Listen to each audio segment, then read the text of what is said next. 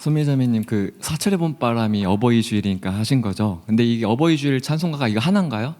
더 여러 개 있죠.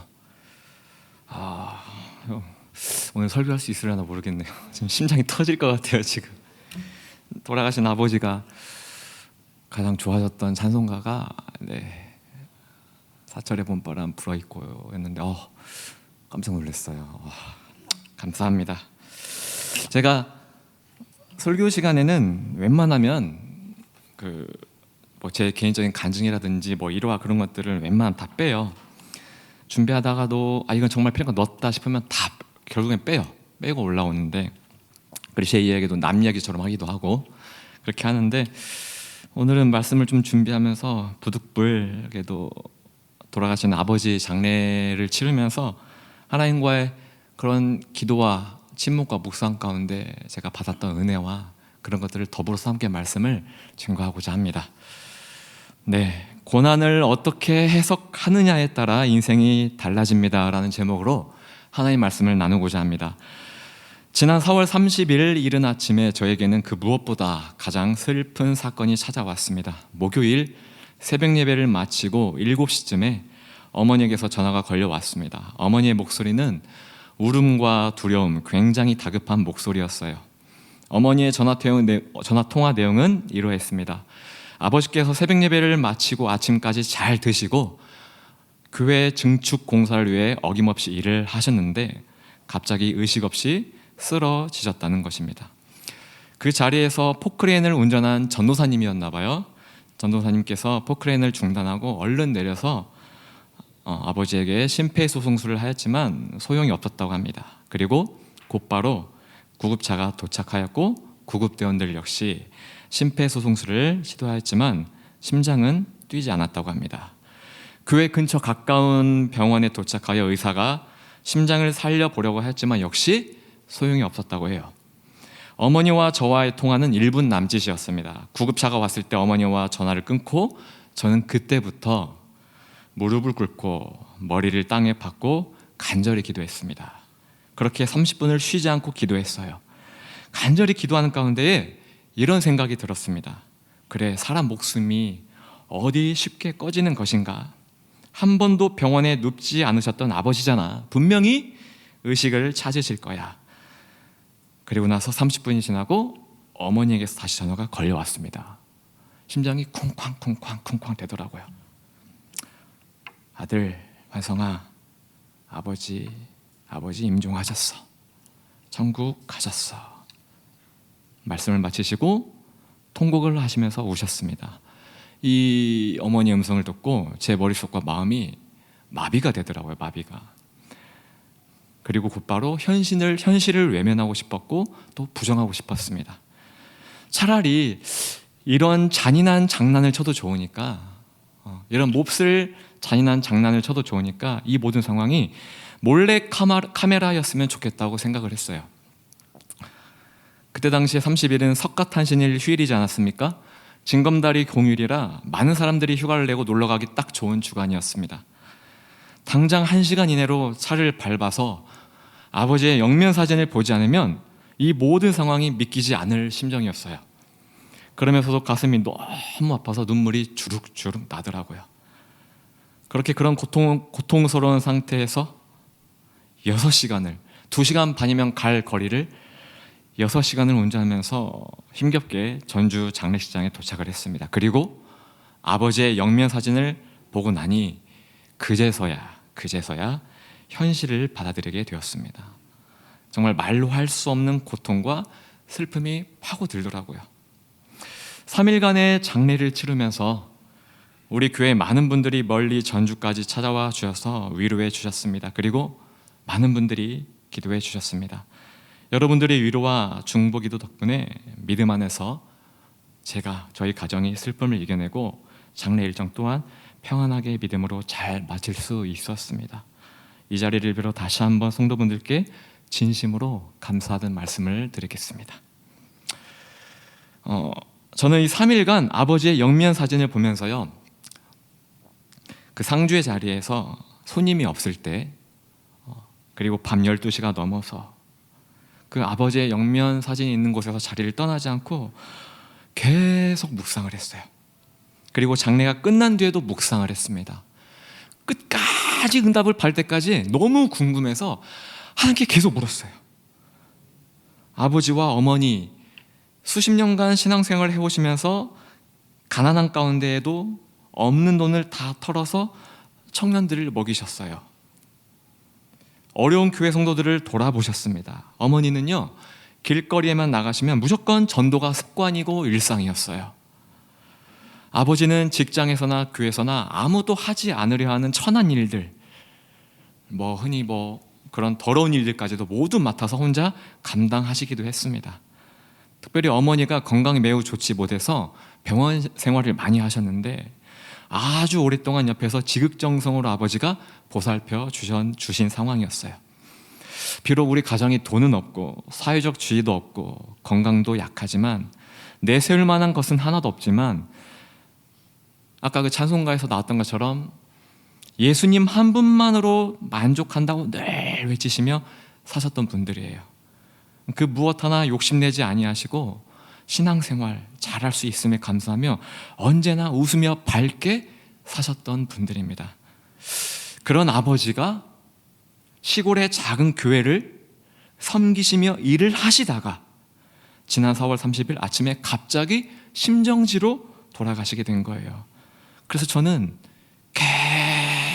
계속 하나님과 묵상했어요.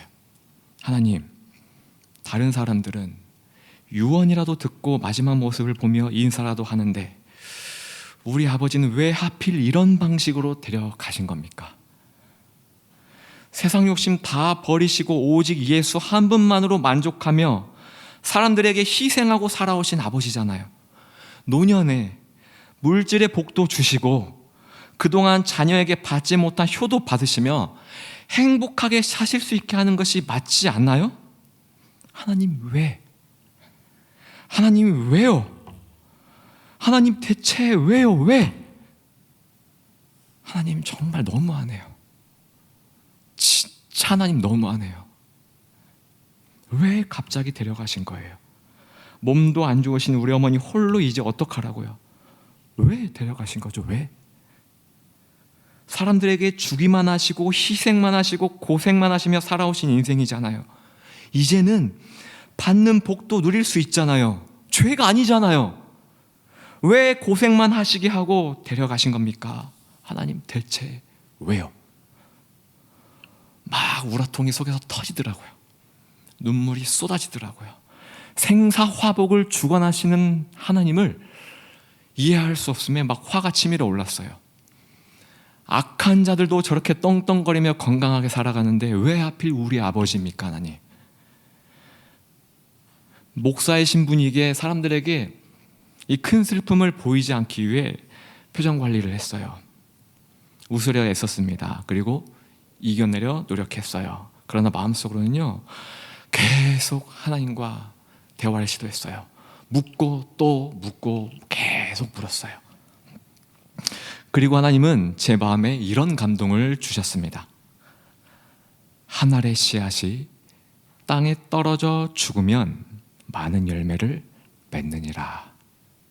그 한 알의 씨앗은 비록 작고 보잘것없지만 죽기 위해 이 땅에 왔지만 환성아, 그 씨앗이 죽음으로 하나님의 나라는 더욱 확장되는 것이고 많은 열매를 맺는단다. 그러면서 예수님의 인생을 한번 되새겨 보았습니다. 예수님이 한 알의 씨앗이었구나. 많은 사람들에게 복음을 전파하시고 사랑을 베푸시고 기적을 베푸셨음에도 불구하고 세상으로부터 손가락질과 핍박을 당하시고 결국 십자가에 달려 힘없이 돌아가신 예수님의 일생, 예수님의 삶. 그러나 그것으로 끝이 아니라 예수님의 죽음으로 저와 여러분이 하나님의 자녀가 될 수 있는 놀라운 열매를 맺게 되지 않았습니까? 그렇죠? 우리는요, 스데반 집사의 죽음을 단순히 와, 멋진 순교자다, 정말 대단한 믿음을 소유한 집사님이다 라고 생각을 합니다. 그러나 스데반이 여러분의 형제이고 자녀라고 한번 생각해 보세요. 일생을 주를 위해 헌신하고 믿음을 지켜 그 청년이 이제 다 자라서 성년이 되어서 광장에서 사람들에게 당당히 예수님에게 복음을 드디어 증거하기 시작합니다. 가족인 여러분이 이 소식을 알게 되면 드디어 나의 오빠가, 나의 형이, 나의 동생이 또는 나의 아들이 하나님께 붙들려 이제부터 본격적으로 쓰임받기 시작하는구나 감격할 거예요. 그런데 잠시 뒤 참혹한 일이 벌어집니다. 죄를 지은 것도 아니었는데 오직 예수님을 힘써 전하는 일에만 몰두하였는데 사람들이 던진 돌에 맞아 목숨을 잃었어요. 여러분은 사람들로부터 당신의 아들이 지금 광장에서 돌에 맞아 피를 흘려가며 의식을 잃어가고 있습니다 라는 소식을 듣게 되면 심정이 어떨까요? 억장이 무너지겠죠. 남이 아니에요. 가족이에요. 가족이에요. 그러나 이해할 수 없는 이 스데반의 죽음 뒤에 어떠한 열매가 맺어집니까? 현장에 있었던 사울이 일당백, 아니 천당백, 만당백의 역할을 하는 놀라운 사역자로 쓰임받게 된다는 사실이에요. 애굽의 바로왕처럼 폭력적이고 강팍했던 사울이 스데반의 죽음을 통해 예수님을 만나게 된다는 것입니다. 만약 사도 바울이 스데반의 죽음을 목격하지 못했더라면 39대의 매를 그냥 맞지 못했을 거예요. 복음을 증거하다가 강도를 만나 그냥 힘없는 바보처럼 당하고만 있지 않았을 거예요. 배가 뒤집혀 목숨을 잃을 뻔한 위기를 받아들이지 못했을 거예요. 스데반의 이해할 수 없는 이 죽음을 보지 않았더라면 말이에요. 오늘 본문에 나오는 욥의 고난은요, 이루 말할 수 없을 정도예요. 지난 목요일 새벽에 우선순위를 바로 잡아주시는 하나님이라는 제목으로 제가 설교를 한 적이 있습니다. 마귀가 우리에게서 모든 걸 빼앗아가며 하나님을 원망하게 할 수 있어도 한 가지 우리에게서 빼앗아가지 못하는 것이 있다라고 말씀을 드렸어요. 우리가 스스로 저버리지만 않는다면 그게 무엇이죠? 믿음이죠. 하나님이죠. 하나님만 붙들고 있으면 그 무엇도 우리를 넘어뜨릴 수 없다고 말씀드렸습니다. 이것이 진리를 아는 자이고 이것이 진리 안에서 자유를 누리는 자라고 말씀드렸습니다. 이 말씀을 준비하면서 제 자신부터 되돌아봤어요. 그리고 반드시 이렇게 살 수 있는 믿음을 달라고 저는 기도했습니다. 이 설교를 끝내고 며칠이 지난 후 이해할 수 없는 아버지의 죽음 소식을 제가 듣게 된 거예요. 욥의 고난에 비하면 100만 분의 1도 안 되는 고통이지만 부모를 갑작스레 잃은 자녀의 슬픔은요, 상상했던 것보다 매우 컸습니다. 하나님은 장래 기간 동안 계속해서 집요하게 하나님을 물고 늘어지는, 그렇게 묵상하는 저에게 이러한 깨달음을 주셨어요. 환성아, 너의 입으로 강단에서 선포한 그 진리의 말씀이 너의 삶이 되기를 원한다. 이빠른 소리의 울림이 아니라 신대원에서 배운 화려한 이론이 아니라 너의 입으로 선포한 그 진리의 말씀이 너의 삶이 되기를 원한다. 선포한 말씀대로 내가 살아갈 때 나는 너가 설교할 때 그 말 한마디 한마디에 강력한 은혜를 부어줄 것이다 라는 감동을 주시더라고요. 그래, 아버지의 죽음을 다 이해할 수는 없어도 생사화복을 주관하시는 하나님의 기쁘신 뜻이 분명히 있을 거야. 욥처럼 끝까지 믿음을 붙들고 하나님을 원망하지 말자, 나의 언어를 지키자, 나의 입술을 지키자 결단하고 또 결단했습니다. 아버지의 죽음은 결코 허망하지 않을 거야. 아버지의 죽음으로 분명히 또 다른 생명이 싹 틀 거야. 아버지가 그동안 뿌린 씨앗들이 100배의 결실로 맺어질 거야. 갑자기 그 장례식장에서 믿음의 확신이 생기기 시작하더라고요. 강화도에서 정교인 수련회를 했을 때 레크레이션을 담당했던 저희 친형을 보신 분들은 아마 기억하실 겁니다. 집사의 직분을 가지고 있고 믿음이 있어 보였을 거예요. 그러나 가족만 알고 있는 형에 대한 아픔이 있습니다. 이 자리에서 다 공개할 수는 없지만 몇 가지만 말씀드리자면, 형은 지난 몇 년간 하나님을 소홀히 하고 떠나서 생활을 했었습니다. 그리고 저도 이런 말을 감히 할 자격이 없는 불효자이지만, 부모에게 여러분이 무엇을 상상하든 부모의 가슴에 못을 박는 행동을 많이 하고 아픔을 주며 살았습니다.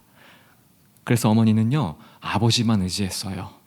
자식에게 받지 못하는 사랑을 아버지가 어머니에게 몇십 배로 주시고 사셨다는 거예요.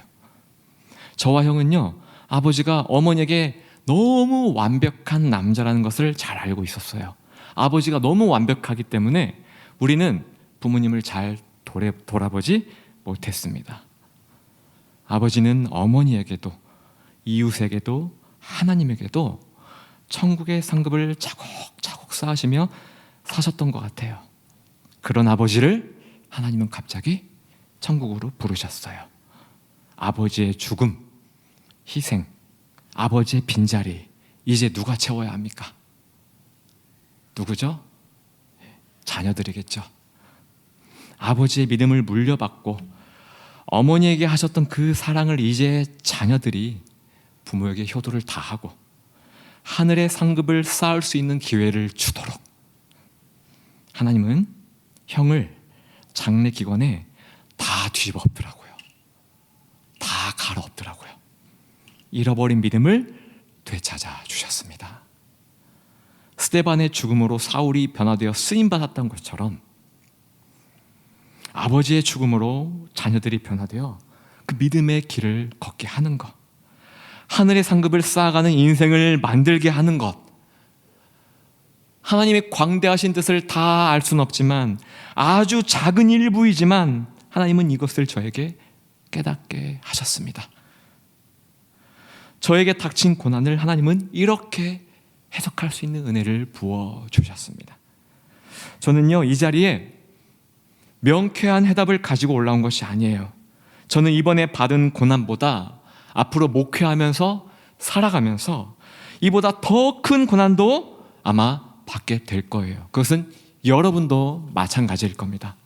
현재에, 그리고 앞으로 맞게 될 이해할 수 없는 고난을 맞았을 때 오늘의 본문 말씀을 다 같이 기억하며 다시 한번 읽어보도록 하겠습니다. 다시 한번 읽어보겠습니다. 시작. 이르되 내가 모태에서 알몸으로 나왔사온즉 또한 알몸이 그리로 돌아가올지라. 주시니도 여호와시오 거두시니도 여호와시오니 여호와 이름이 찬송을 받으실지니다 하고 이 모든 일에 욥이 범죄하지 아니하고 하나님을 향하여 원망하지 아니하니라. 아멘. 우리는요, 속 시원하게 하나님의 기쁘신 뜻을 다 알 수 없는 존재들이에요. 욥도 그러했습니다. 저와 여러분 모두 이러한 고난을 몇 번이고 맞게 될 거예요.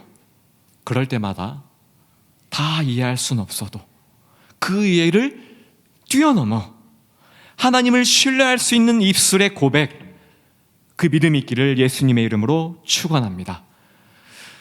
고난의 중심에서 믿음을 저버리지 않는 자의 행실이야말로, 이해를 뛰어넘어 하나님을 신뢰하는 자의 고백이야말로 하늘의 상급을 쌓는 자요, 지금의 고난과는 비교가 안 되는 장차 오는 영광을 얻게 되는 자들이라는 거예요.